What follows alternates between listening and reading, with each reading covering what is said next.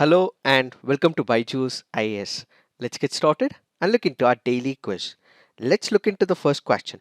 Consider the following statements about National Council of Applied Economic Research. It is one of India's oldest economic and social research institutes, formed via a resolution of the Union Cabinet. National Data Innovation Center, established under NCAER, represents India in global economic forums. Which of the above statements is or correct? The answer to this is none. Why have we taken this practice question? Because this article here makes a mention of National Council of Applied Economic Research. Let us try and understand what is this question and its options. When you look into the first option, it says it is one of India's oldest economic and social research institute, formed via a resolution of the Union Cabinet. This is a wrong statement. Why? Because this was not created by a resolution of the Union Cabinet, but instead it was established back in the year 1956. How? By the funding which this particular think tank, which is a non-profit organization, got from multiple operations. It got its funding from the Ford Foundation, it got its funding from the Finance Ministry, it also got its funding from Tata Sons as well. So basically, because of the funding that it got from multiple entities, institutes, it was able to establish this think tank. So what is this institute? This happens to be one of the institute where it engages itself in economic research. You have different industries, you also have different state governments and the union government as well. In case they want any of the data in reference to the economic condition in the country, this think tank works for an industry, works for the government, so that it is able to extract information about the economic activities in the country. So basically, this is nothing but a non-profit organization, a think tank which engages with the industry, governments, so that it is able to get data from different economic activities. As part of this, it has established National Data Innovation Center. What is the center? This happens to be one of the entities within this non-profit think tank. What does it do? It extracts the information. This information that is extracted will be used in multiple experiments. Let's say, for example, it integrates with other think tanks, with Indian and international universities, and also with governments as well. So how they can make use of this data extracted from different economic activities, how can we use it, is the advantage of this center. So this center will not represent India in any of the economic forums, but instead it is part of NCAER, where the data extracted will be used for multiple components. So do remember, this happens to be one of the oldest and largest independent non-profit economic and social research institute, established in 1956 with the financial support from Ford Foundation, Finance Ministry and Tata Sons. Now let's look into the next practice question. With reference to NATGRID, which of the following statements are correct? NATGRID as an idea was mooted after the 2008 Mumbai attacks. Initially, state agencies won't have direct access to NATGRID. Which of the statements are correct? The answer to this is both. Why have we taken this practice question? Because this article here makes a mention of NATGRID. What is this NATGRID? It stands for National Intelligence Grid. After the year 2008, we had the 26/11 attacks in Mumbai.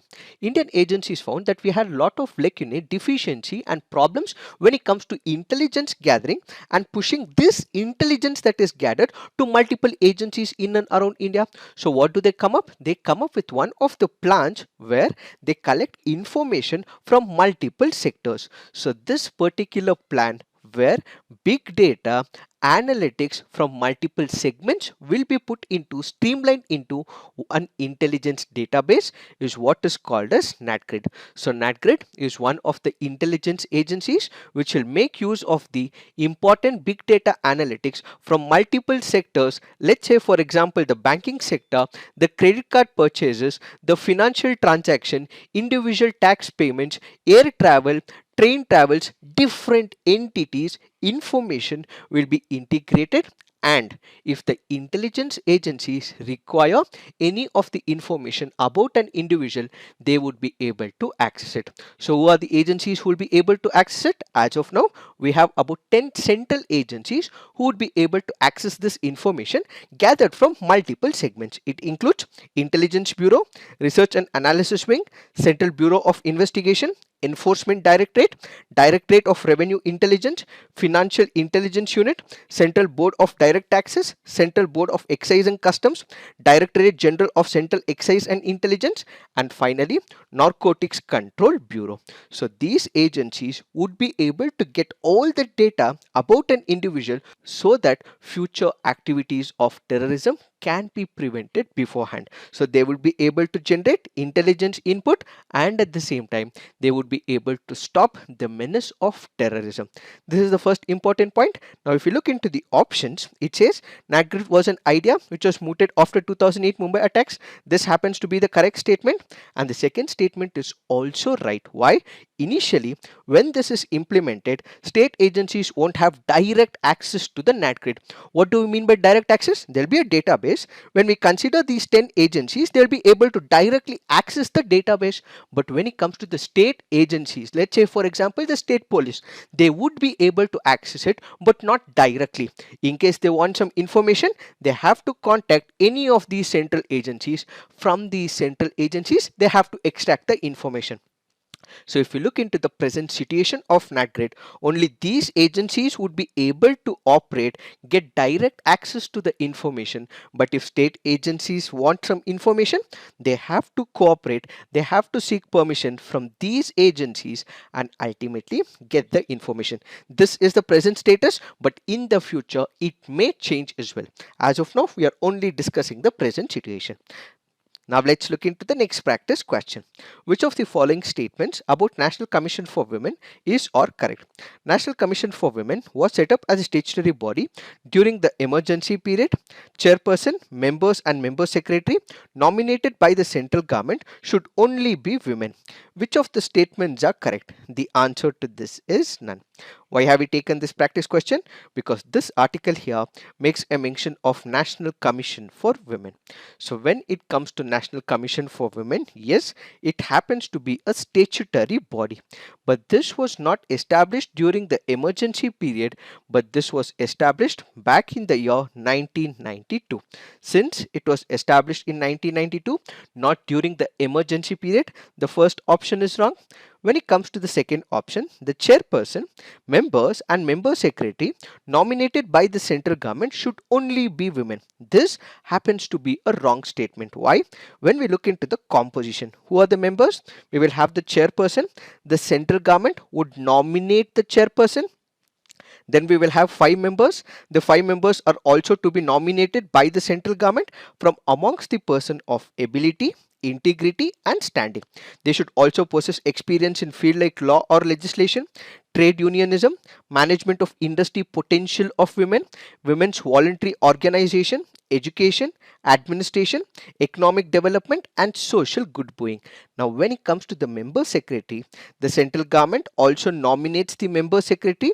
He or she should either be an expert in the field of management and organization or an officer who is a member.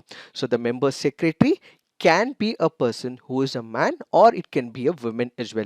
So do remember, the first male member in the National Commission for Women was Alok Rawat, who was an IAS officer. So there can be male members who can be appointed as member secretaries. What are the functions of this particular commission? Basically, we have different types of constitutional rights that are given to the women. These rights, the legal remedies will have to be safeguarded. So the different rights that are given in the constitution, in the laws that are meant in the country, so these rights will have to be accorded to the women. If there are any violations, then grievances will be addressed by this National Commission for the Women. They will also recommend legislative measures to the government in case they sense that there is a problem in the society where there is a need of the law. They will also recommend it to the government so that the government can initiate a legislative protocol. So they not only look at rights, they also see that if there are problems, the same are addressed, and in case there are laws that are required, the same is recommended to the government. They advise the government on all policy matters that affect the women. Now let's look into the next practice question. Which of the following schemes will be implemented under Pradhana Mantri Kisan Sampada Yojana? Mega food parks, integrated cold chain and value addition infrastructure, creation, expansion of food processing, preservation capacities, unit scheme, infrastructure for agro processing clusters, food safety and quality assurance infrastructure. Which of these schemes are part of the PM Kisan Sampada Yojana? The answer to this is 1, 2, 3, 4 and 5. Why have we taken this practice question? Because this article from the PIB makes a mention of Pradhana Mantri Kisan Sampada Yojana. What does Sampada stands for? It stands for Scheme for Agro-Marine Processing and Development of Agro-Processing Clusters. Why was this central sector scheme initiated? Basically, you had the farming community which was not able to get enough amount of profits, and at the same time, once there is crop, it has to be put in proper infrastructure. It will require cold storage. It also has to be supplied from the farming community to the retail outlet as well. So these crops will have to be safeguarded. What you require is the infrastructure. To develop this infrastructure after harvesting, after the crops have been extracted from the field, what you require is the infrastructure. So as part of creation of a modern infrastructure where there is supply chain management from the farm to the retail outlet, one of the measures taken by the Government of India is this Sampada scheme. So what is this Sampada scheme? This is an infrastructural developmental scheme where it will come up with modern infrastructure such that the supply chain where it is picked up from the farmers and ultimately delivered to the customers. So this whole supply chain is integrated by the establishment of this particular scheme. So what would happen? Because there is establishment of this particular scheme, this would give rise to the food processing industry. This would also give better prices to the farmers as well. In case there is no cold storage, there is no requisite infrastructure, who will be the major sufferers? It is the farming community. We have seen in the past as well that farmers would grow their crops, and when they don't get the value for these crops, they also throw it on the fields, they also throw it on the roads, putting out their anger and anguish as well. To prevent this, to boost the economy, to also provide employment opportunities, to provide better prices for the farmers, double their income, this particular scheme was initiated. Now let's look into the next practice question. With reference to neem tree, consider the following statements. Neem oil can be used as a pesticide to control the proliferation of some species of insects and mites. Neem seeds are used in the manufacture of biofuels and hospital detergents. Neem oil has applications in the pharmaceutical industry. Which of the statements given above is or correct? The answer to this is 1, 2 and 3. This happens to be a previous year question from the year 2014. Now let's look into the fact of the day. The fact of the day for today's discussion is Battle of Saragarhi. The Battle of Saragarhi is one of the epic battles. Let us try and understand what is this all about. This image as shown in this slide is only for the representational purposes so that you would be able to understand this concept in a much better way. What is this Battle of Saragarhi? This was fought on September 12 in the year 1897. Why is this called as an epic battle? That is because we had about 21 Indian Sikh soldiers who were fighting for the British Indian Army. They were able to withstand the pressure of about 10,000 Afghan soldiers back then, and at the same time they were able to sustain an entire day until reinforcements arrived. So because there was a huge army of men, tribesmen from Afghanistan who wanted to take upon the British, these 21 Sikh British Indian soldiers were able to withstand, manage and hold back about 10,000 Afghani tribal-men. So this event took place in the Samana Valley of Pakistan's Khyber Pakhtunkhwa province. And what happens during this period? We have two important forts. One is Fort Gulistan, the other happens to be Fort Lockhart. Kindly remember, these forts were built by Maharaja Ranjit Singh, but it was renamed by the British. What happened during this period? The British had control over the Khyber Pakhtunkhwa province, but they were anticipating some fight from the tribal men. The tribal men also wanted to capture this particular fort so that they could dismantle the entire structure that the British had built in this particular region. So what happens? As anticipated, these tribal men, about 8,000 to 10,000, captured this communication post of Saragarhi. What was the purpose of Saragarhi?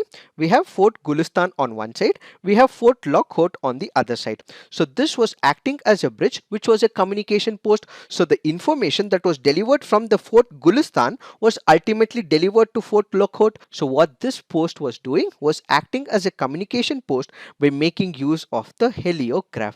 But on this tragic day, there weren't much soldiers left in this particular post, and in spite of just 21 people, they were able to withstand the pressure of the Afghanistan tribal men, and at the same time they had also passed on the message to the British Indian Army so that they come back and take over this communication post. Because they were able to withstand the pressure and lost their lives during this particular period, they were also awarded by the British Indian Army back then with one of the prestigious awards called as Indian Order of Merit Class 3 award.